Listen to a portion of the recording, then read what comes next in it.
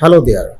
In today's tutorial, we will be diving deep into the filter function in Excel.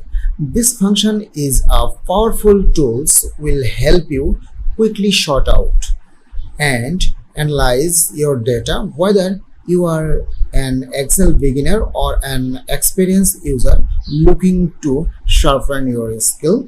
So you are in the right place.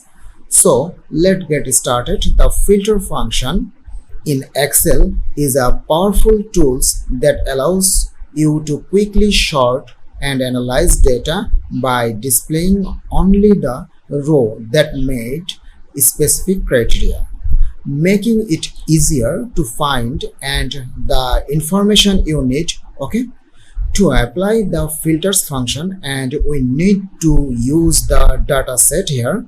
I use the data set here with the employee's ID, customer name, department, and the salary. Okay, now what I'm gonna do, I will go to the data tab, and from there under the sort and filter option you can easily select over the filter, and then before that we need to use here the state.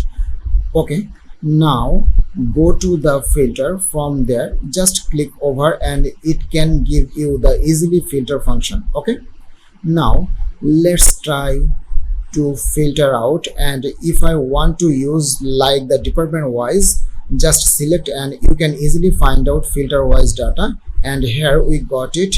This is for the CEO. Okay, and if you want to also include the manager, you can get this one by using the OK, and here we get out the filter wise data in your worksheet.